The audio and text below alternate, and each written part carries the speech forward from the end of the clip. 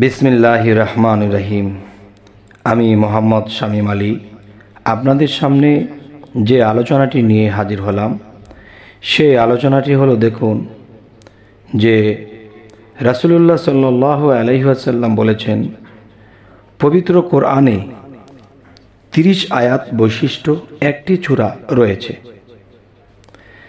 আচ্ছা, বৈশিষ্ট্য একটি সূরা রয়েছে, এটা এক ব্যক্তির জন্য সুপারিশ করবে, এক ব্যক্তির জন্য সুপারিশ করবে যে কথাটি,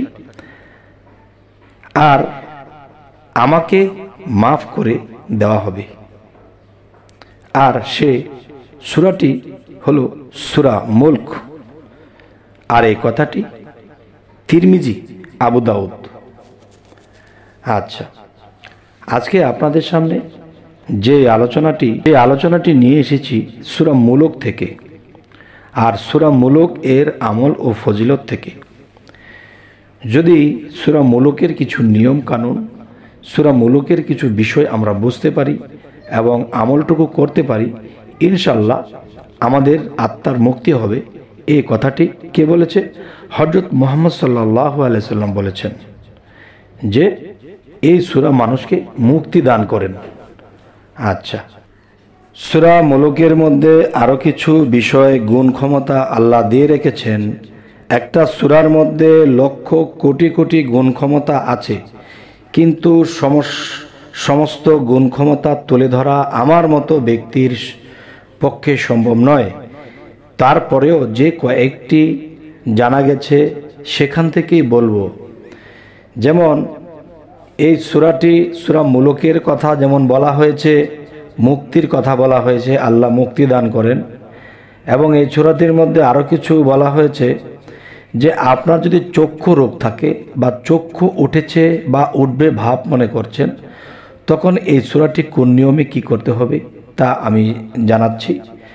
এবং দেখা যায় এই সূরাটি আপনার জীবনে বহু ঋণগ্রস্ত হয়ে গেছেন, এই ঋণ হইতে মুক্ত হতে হলে এই সূরাটি কোন নিয়মে কি করতে হবে। এবং দেখা যায় যে এই সূরাটি যে বালা মুসিবত হইতে আপনাকে কিভাবে নিরাপদ রাখবে, এই কথাগুলো বলা আছে। তো আমরা এই সম্পর্কে আলোচনাটি করব। তো একটু ধৈর্যের সাথে শুনবেন। শুনলে কি হবে যে সূরা মুলকের যে বিষয়টি খুবই গুরুত্বপূর্ণ, যে অবশ্যই আমাদের ইহকাল পরকাল আমাদের রাস্তা পরিষ্কার হয়ে যাবে ইনশাআল্লাহ। সেই কথাগুলো একটু মনোযোগে শুনবেন ইনশাআল্লাহ।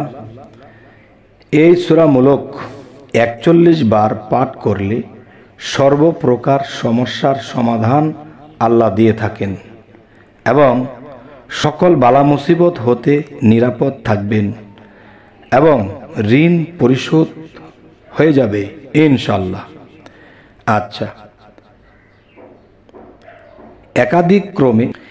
একাদিক্রমে 3 দিন এই সূরা প্রত্যহ 3 বার পাঠ করে চোখে ফুঁক দিলে চক্ষু ওঠা বা চোখের মধ্যে যন্ত্রণা বা চক্ষু রোগ ভালো হয়ে যাবে ইনশাআল্লাহ। আচ্ছা, আরও একটি বিষয় হলো, হযরত আব্দুল্লাহ ইবনে আব্বাস রাদিয়াল্লাহু হইতে বর্ণিত, রাসূলুল্লাহ সাল্লাল্লাহু আলাইহি ওয়াসাল্লাম বলেছেন, একজন সাহাবী একটি কবরের উপর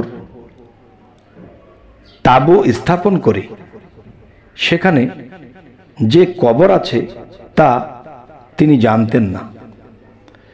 হঠাৎ একদিন কবর হতে সূরা মুলক তিলাওয়াতের আওয়াজ শুনতে পেলেন। তখন তিনি এই ঘটনা রাসূলুল্লাহ সাল্লাল্লাহু আলাইহি ওয়াসাল্লামকে পেশ করলেন। হুজুর, আমি যখন তাঁবুটা টানিয়েছিলাম সেখানে আমি তো জানি না যে এই তাঁবুর নিচে কবর আছে। তো আমি যখন ওখানে তাঁবু টানার পরে যখন বিশ্রামী নিচ্ছিলাম, তখন সেখান থেকে একটা আওয়াজ আসছে। সেই আওয়াজের মধ্যে বলছে যে আওয়াজের মধ্যে শুনতে পাচ্ছি সূরা মুলক পাঠ করা হচ্ছে। তখন আমি আশ্চর্য হয়ে গেছি, বিচলিত হয়ে গেছি। হুজুর, এটা কি শুনলাম? আসলে এই সূরা মুলক ওখান থেকে পাঠ করা হচ্ছে, এর কারণ কি? রাসূলুল্লাহ সাল্লাল্লাহু আলাইহি সাল্লাম বললেন, এ সূরা গুনাহ হতে পরিত্রাণ দানকারী। আল্লাহ গুনাহ হইতে মাফ করেন এবং মুক্তি দানকারী দান করেন। তবে এই কথাটা কোথায় পেলাম? এই কথাটা পেলাম তিরমিজি। আচ্ছা, তাহলে এই যে কথাগুলো একজন সাহাবা হযরত মুহাম্মদ সাল্লাল্লাহু আলাইহি সাল্লামকে বললেন, তখন তিনি কি বললেন? যে সূরা মুলক মানুষকে গুনাহ হইতে মাফ করে থাকে এবং পরিত্রাণ দান করেন এবং পাপ মুক্ত করে তাকে মুক্তির ফয়সালা করেন। সুবহানাল্লাহ, আলহামদুলিল্লাহ। তবে হে সমস্ত জগতবাসী, আমরা পৃথিবীতে অনেক ইবাদত করি বা অনেকেই করার চেষ্টা করে, কিন্তু দেখা যায় যে আমাদের ভিতরে এই জিনিসটা কাজ করে যে আমাদের ইবাদত কি আল্লাহ নিচ্ছে? আল্লাহ কি আমাদের ইবাদত কবুল করছে? আল্লাহ কি আমাদের কথা শুনছে? তো এরকম কিছু কাজ করতে থাকে। তখন কি হয়, আমরা ভিতর ভিতর অনেক টেনশন করি যে আল্লাহর ইবাদত করছি, আল্লাহ কি আমাদের ইবাদত নিচ্ছে? তাই হযরত মুহাম্মদ সাল্লাল্লাহু আলাইহি সাল্লাম তিনি আমাদেরকে যা কিছু বলে গেলেন যে সূরা মুলকের মাধ্যমে আল্লাহ মানুষের আত্মার মুক্তি দিয়ে থাকে, দুনিয়ার জলযাতনা থেকে, যন্ত্রণা থেকে রেহাই দিয়ে থাকেন, গুনাহ মাফ করে থাকে। তাহলে গুনাহ যেহেতু মাফ হয়ে যায়, তখন অবশ্যই আল্লাহ আমাদের ইবাদত, আমাদের যে আল্লাহর জিকির করা, আল্লাহর আমল করা, আল্লাহ অবশ্যই কবুল করে নেন। তাহলে আগে কিন্তু আল্লাহ আমাদেরকে নিষ্পাপ বানানোর জন্য, মুক্তি দেওয়ার জন্য সুসংবাদ দিয়েছেন সূরা মুলকের মাধ্যমে। তবে যাই হোক, হে সমস্ত জগতবাসী, আমরা সকলেই মিলেমিশে আল্লাহর ইবাদত তো করবই, তার মধ্যে একটা জিনিস কি, শরীয়তের ইবাদত প্রকাশ্যে করা হচ্ছে, প্রকাশ্যে নামাজ পড়া হচ্ছে, প্রকাশ্যে সব কিছু করা হচ্ছে। কিন্তু আল্লাহর সাথে যদি আমাদের প্রেম থাকে, ভালোবাসা থাকে, তাহলে গোপনেও কিছু ইবাদত থাকে, সেগুলো আমরা সূরা মুলক পাঠ করে নিজের বুকে ফু দিয়ে এরপর আমরা পাঠ করতে শুরু করব এবং দেখা যায় আল্লাহর ইবাদত করতে শুরু করব। ইনশাআল্লাহ আমরা নিশ্চিত সূরা মুলকের ওসিলা দিয়ে আল্লাহ আমাদেরকে রক্ষা করবেন। তবে আমাদের চ্যানেলটির নাম হলো কষ্টের জীবন মুক্তি।